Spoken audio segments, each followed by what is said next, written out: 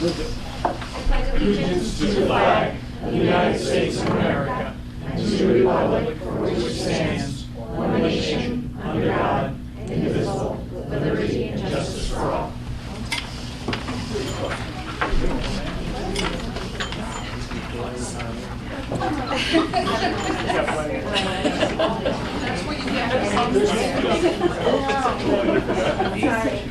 Happy New Year, everyone.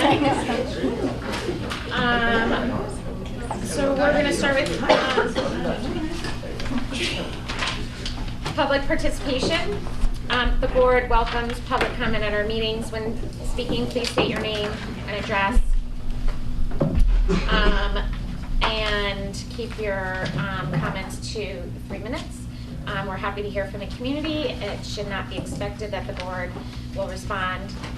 The superintendent may respond, and we request that the individual submit the question in writing, or we invite the individual to meet outside board meeting. Thank you. Is there any member of the public that would like to speak? I tried to abbreviate that. No, I didn't think so. So our students are back. School's been super exciting. Because you haven't been in it?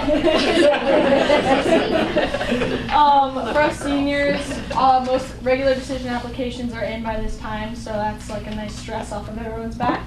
And we started having these things, reading pause school-wide, which the English department wanted to try to get more people to start reading, because a lot of people aren't able to in the stressful school weeks and stuff. So that's like been happening once a month, I think, yeah. And it's going pretty well, actually. I like the extra time to read, and I've had some extra time to read, so I think those are nice things going on. We've also had our winter pep rally where we announced all the winter captains. They all got to play a nice game of floor hockey, and we got to see the cheer team, the dance team, and the gymnastics team perform in front of us. And also the program of studies is about to come out, which everyone's very excited to hear about because of all the changes. And that is what we have for you today. I have something. The Vibe Showcase is this weekend. Oh, yeah? Their cabaret, and tickets are still on sale. Okay. And Eric, as the goalie of the ice hockey team, is now 5-0. Yes. Congratulations. Very exciting. I think the girls are like 1-4, so. Oh, yeah. Shaq. She played junior year. I didn't know you were playing this year. You came back. I did. She's like Michael Clay. Mr. Scarice, I don't know if you realized I reffed your son's game the other day. How many times did you throw him in the box? Actually, the other guy did. No, okay. He always got It's not average. Well played. Mr. Scarice in the penalty box. All right, thank you both. Superintendent's report. Okay, so what's that? Okay. We set aside time for a budget discussion. We're looking at a board budget adoption at our next meeting, which is in 2 weeks. We did have 4 questions come my way through Kirk, to which we could provide some information tonight. There was about an hour and a half of a panic moment, Mr. Sickle, because I had asked board members if they had any questions to email us, as soon as you could. And the email was down before the board meeting. So I'm thinking, how many are sitting there in the email list and waiting to come my way? But then lo and behold, none were. So we're all set, aren't we? But a couple questions to go through. Stacy, there she is. Okay. You want to come up here, Stacy? Hot seat. I told you. I'm trying to hide behind. Where do you want me? Right here. Somebody can see you. Because you're explaining the first chart. So the first question was had to do with the request in the budget, the new request from the assumptions essentially, individually, the dollar impact and percentage impact on the budget. So the budget came in at a 1.59 increase over last year. And want to remind the board that we had a flat budget last year, so that's a very, very low increase over a flat budget. But Stacy, do you want to, they have the sheet in front of them, you want to just walk them through? Sure. So basically what the sheet does is shows you the increase of this year's recommended budget over last year's approved budget of $925,000, which was a 1.59% increase. Then what it does is walks you through each one of the budget assumptions as well as the amount and what the percent would equate to. So of that percent increase, it would show you what each one of those budget assumptions would be, what that percent increase would represent. And then it walks you all the way down the assumptions and gets you to a final percentage, which was pretty much a rollover from last year's budget. And the rollover, Stacy, did include savings from a number of Correct. from a number of areas. I know Yeah. Dale's area had savings. We had savings in special ed. Yes. And then also a net headcount reduction because Yes. of declining student enrollment. Correct. So, Kirk, maybe you and I can have the public version of our conversation. So Kirk had asked about a rollover budget. What's a rollover look like? It's really tricky to call something a rollover when we have built-in cuts to budgets from last year. For example, in the curriculum instruction budget. Gail, you made reductions in curriculum writing and PD? Yes, both. And then Dr. Battaglia in turn made cuts in some areas but reallocated in others. Yeah, and outplacements. Yeah, and outplacement was a big reduction. So a true rollover would be all your accounts would kind of roll over, and that's what it would look like. So that's not what the story is here. So. Good. Any questions or anything on that first one? No. Okay. There was a question about the cost of security camera installation that came our way. So, Art, I'm just going to hand out the chart that you put together, if that's okay with you. Art and I talked about it. These are projections, and Art can speak to it better than I can. He did some estimations based on projects that were done historically and some more recent numbers as well. Yes. We should have enough to go all the way up to here.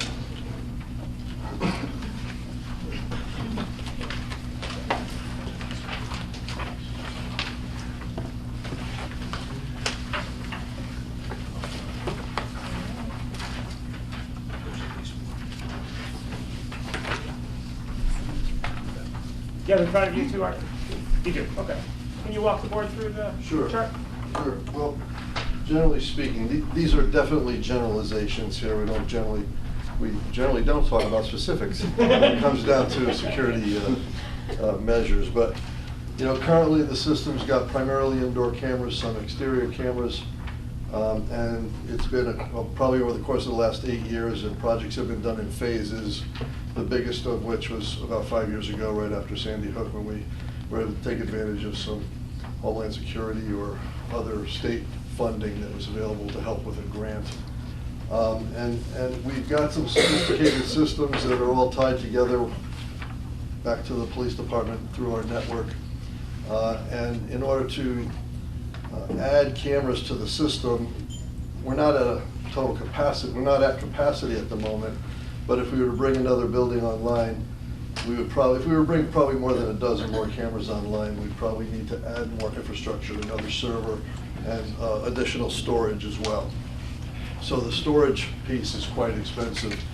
And you can see the way this is laid out, the very top here, it says required, there's about a $40,000 estimated cost to do any kind of a significant addition. So that would be for another server and for additional storage. The other sections of the sheet are just approximately what it would cost based on building floor plans and about how many cameras we would need by building, the cost of a single camera, the licensing, the labor, the data drop, all of the stuff that goes with making it work. And these are estimates for the cost of the cameras based on an indoor installation. Outdoor cameras, they're more expensive to begin with, and it's always more challenging to get data and power to the outside cameras. So again, this is just an estimate to give you an idea if you wanted to add the cameras to individual buildings that are, you know. So nothing about locations, I mean, just general costs and order of magnitude Right. here, what it would look like. This is a request, I think, that came out of some other discussions in the board. Right. Any questions on that layout? Art, on, look at Ryerson, for example. So 25 cameras would, oh, I see, there's a unit cost here, I'm sorry. Right. I should have known. Any other questions? Bob? So and I'm looking at the brown, 50 was the quantity that was listed. Did you decide on this, strategic placements of this throughout the building, or did they? In the 2 hours I was given to get this together for you, Oh, that is that I an looked at the approximate? floor plans and we estimated based on some significant experience that we already do have with, other buildings. So I think it's a pretty close estimate as to how many it would take, plus or minus, say 10%. Can I just make a comment that I think I was one of the ones, at least, that raised this, and I'm interested in this. I recognize that this might not be something that can be pursued immediately, but I'm wondering if the facilities committee could have this conversation or continue it. It seems relevant there. 7 o'clock. 7 a.m., yeah, at the 7 a.m. Absolutely, no, absolutely. Thank you. No. Good. Anything else? Thank you. Thanks, Art. Sure. We had a follow-up question about the use of reading specialists in the district performing reading assessments. So the question was a little unclear. I came in an email, but I'll do my best and then we can build from there. The funds were not requested for the materials in the Wilson Reading Program. It was requested to increase the level of training. We have an assessment given to students prior to the reading program. Could be given by the reading specialist, but really we were focused on providing instruction and assisting in training for that. That's where that came from. Yeah, yeah, I assume so. No, I didn't. Oh, you didn't ask that? No, though. Came from Kirk? Okay. Well, was then Kirk asked it. It was Kirk's interpretation of Violet, Okay. which shows I clearly didn't understand. But that shouldn't come as a surprise. Right, Venus and Mars. Yeah, exactly. So did we get a wrong answer if you asked the wrong question? Yeah, well, I think the question that I wanted to ask was, Tom, are there reading specialists employed in the district now that could perform the function that the Wilson materials are there already folks in place who are trained to perform the same function? Well, I think this came from the special education department. The special education teachers in particular are lacking in the training, but Liz, you want to Yes, and in expand? terms of the reading interventionists, only about half of them have the Wilson reading training. And really what this money is to do is to help to progress all of my special education teachers at those different levels, which I had shared last time, in terms of their reading instruction, and so that they would build up to those higher levels for Wilson and or in Gillingham. Okay, but Liz, are there folks in the district now that are already doing that, performing that function? Or are there specialists in place who can do it? At this time, we only have special education and reading specialists who have the highest training they have is a Wilson Certification 1, which they are also not able to be a trainer at that point. So at this time, for what I'm looking to build capacity in the repertoire of their reading, and also being able to train the trainers so that we can build our capacity within district. No, there are not at this time. I think I understand what you're asking, Kurt. So I asked Gail, Thank and God. Gail informed me that there are reading specialists in all the buildings, and there's a half additional personnel at the Folsom building? Is that what you told me? There's 1.5 at the Folsom? Yes. Where everyone else has 1. Yeah. So there are reading specialists in each of the buildings. But the Wilson training, they, at the most, a few of them have Wilson level 1 training. Right, so they're not able to train other people, but they have the qualifications to teach our students. how to read, Okay. basically. And then if they're not necessarily Wilson trained, they would come certified with some reading specialty, be it Orton, what's the other one, They have- Lucille, or Orton Gillingham, they have that. Orton. They have some. They have remedial reading training, Right. and they're certified as such. However, they don't work directly with special education students. They're No, looking for the intervention. special ed is a completely different part of staffing. So the special ed would do its specialty, reading specialists focus specifically on just reading. Special ed focuses on a number of different areas. Okay? I got it. Okay. Don't ask me to repeat it, but I think I got I'm gonna it. ask you later. Okay. Okay. So the last question that we got, and I will not assume the attribution of who asked it, and we'll make an error again. That was my fault. I think it was. We're gonna blame you for everything, so it's good. Yeah. We had a question about movement of security professionals from Hand to another school, perhaps Jeffrey, and then moving security personnel to serve the role of greeter, reducing the number of security hires being considered by the board. And Kirk, you and I kind of cleared this up. We have, just for clarification's sake, we have 3 people on staff at the high school that are considered security, 2 of which do that function all day long. 1 mans our in-school suspension room. They're listed as security.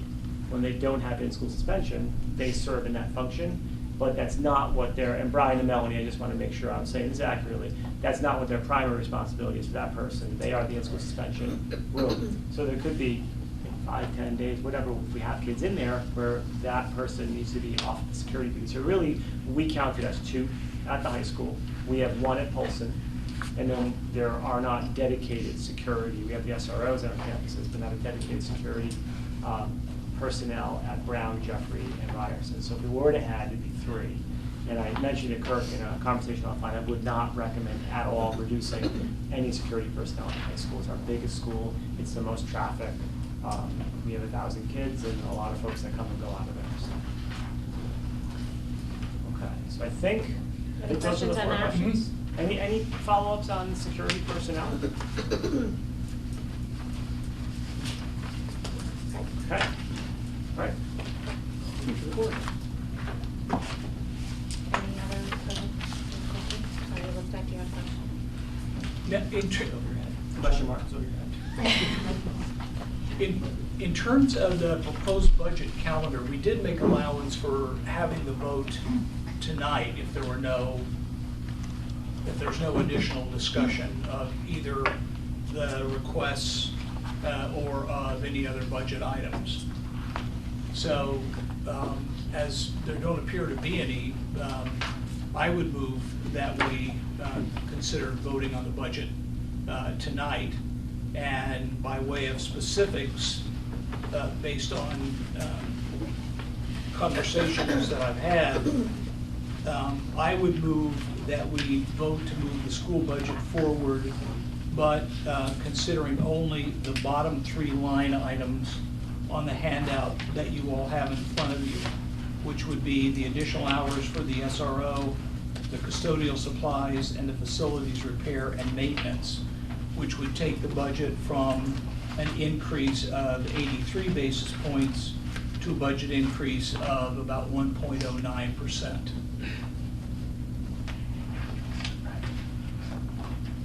You're moving that. I thought I did move that. I will second that, and at that point, you can discuss. Discussion?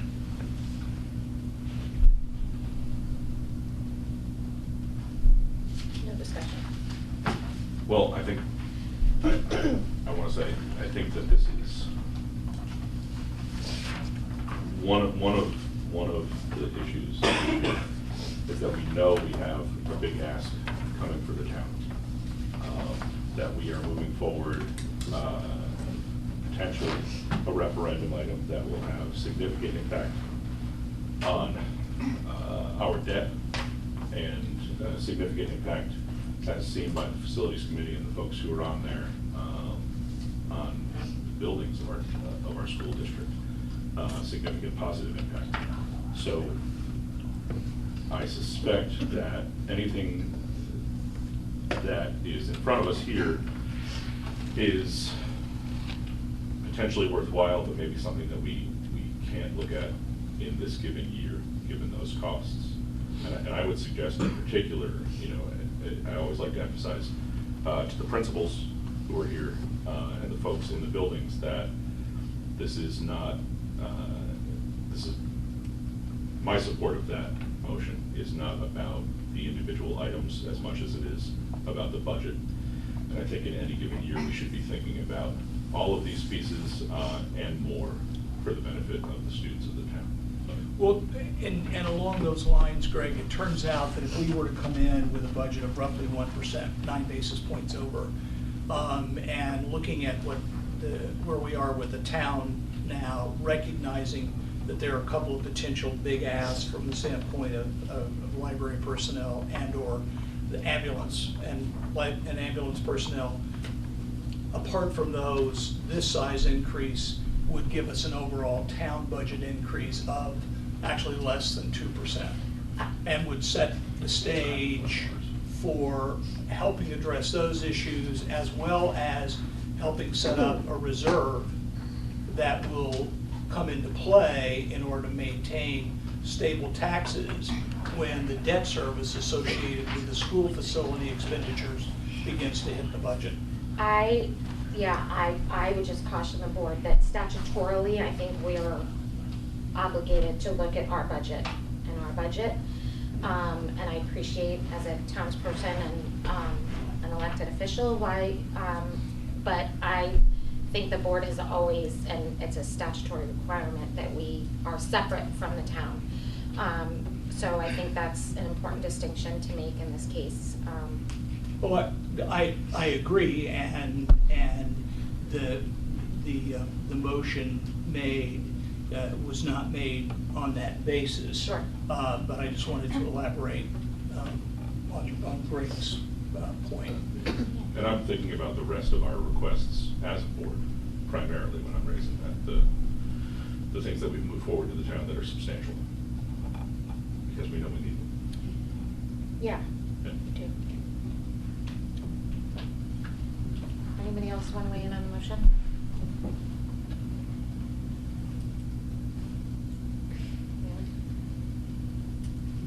I just want to make a comment. I just want to thank the administrative team. They did some tremendous work in doing this, and I appreciate that. It's something to be very proud of. And I also think that we had a flat budget last year. There was 0. And a 1.59 on top of that is, I think, incredibly responsible for a Board of Ed to say this is what we need for our kids. I think this is, kind of, I think what you were saying to reiterate, I think you were having kind of Board of Finance talk. I think Board of Ed, I think this is very responsible. So I'm proud of the work they did as a team. I think it's perfectly appropriate for the board to take whatever action that you feel is necessary. But this is what the leadership team feels is what's needed. That's all. Thank you. All in favor? Aye. Opposed? Abstain?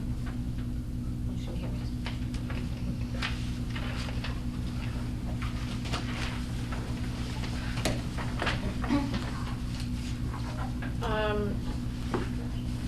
Board member comments. Do you have one? No. Board member comments.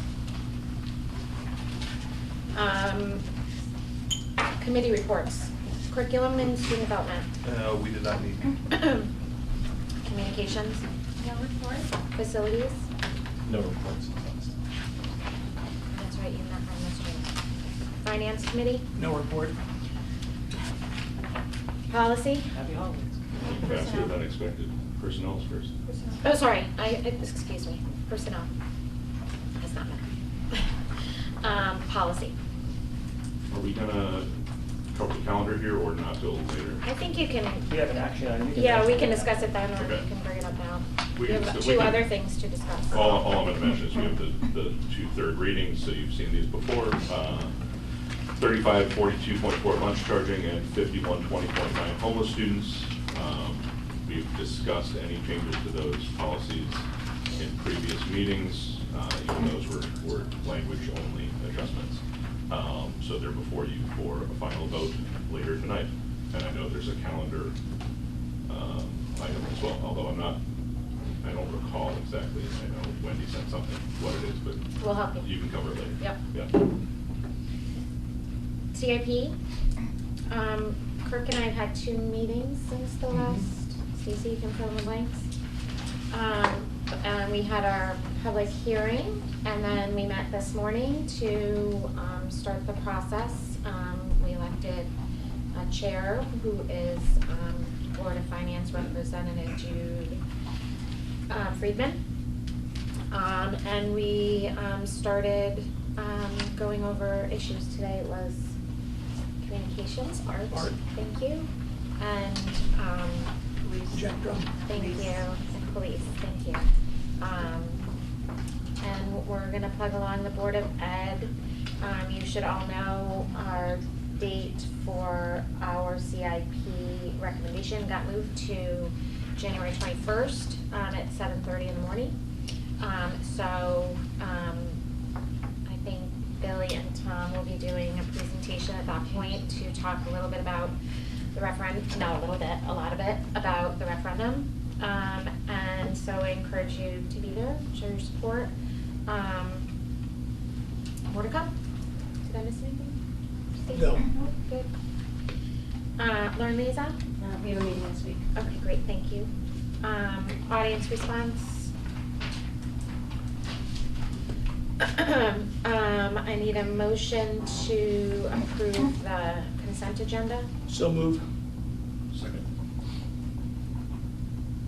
All in favor? Aye. Opposed? Abstain? Motion carries. Okay, so I need a motion to approve the December 17th Board of Education meeting minutes. So moved. Second. Discussion, so there are a couple of amendments that came in. One is under 8.8, Learn Liaison. Dr. Weiss would like to be referred to as doctor. And action item 11, the motion carried. It was previously written 7-0, and it should reflect 7-1. That also lists Diane Weiss Where?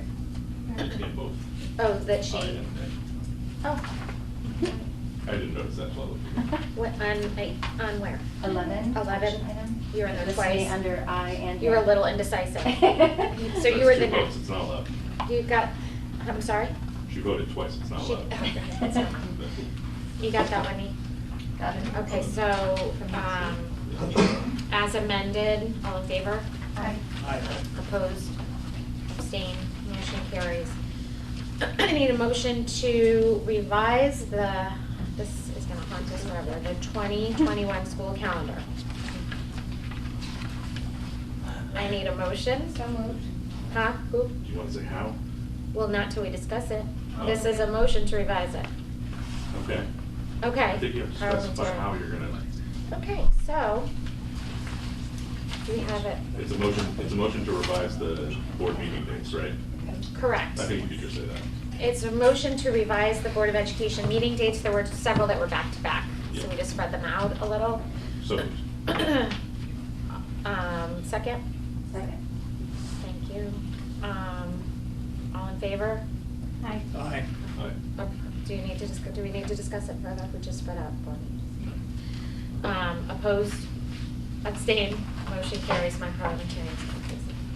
I need a motion to approve a donation of $1,875 from Steady Photography to Jeffrey Elementary School. so moved. Thank you. Second. Discussion. Becky, Steady Photography? Thank you. Pictures came out great. Thank you, Steady Photography, for a very generous donation to Jeffrey Elementary School. I need a motion to approve policy. 3. We did not, but we did not vote on. Oh, we did not, the thank you, Diane. All in favor? Aye. Oppose, abstain, motion carries. I need a motion to approve policy 3542.4, the lunch charging policy. So moved. I don't need a second because it's out of committee. All in favor? Aye. Or discussion? All in favor? Abstain. Opposed? Abstain. Sorry. Motion carries. I need a motion to approve policy 5120.9, homeless students. So moved? Second. I don't need a second. That's all right. All in favor? Aye. Aye. Opposed? Abstain? I'm good. You're good on that. Aye. Is there any old business? Future agenda items? Meetings and dates of importance, please see attached. There's a change on the dates of appointments, I think, the January 14th. Right, the curriculum committee meeting is rescheduled to 5:30 on the 14th, that's Tuesday, 5:30 to 14th. January 14th. Where's this? Next Wendy, will you Tuesday. send invites for that? Yes. It's the only way. Thank you. Or actually, they should already be in your, Okay, thank you. well, so it's not during the day. I need a motion to adjourn. So moved. Second. All in favor? I feel like I am steps behind. We're adjourned. Thank you. Thank you.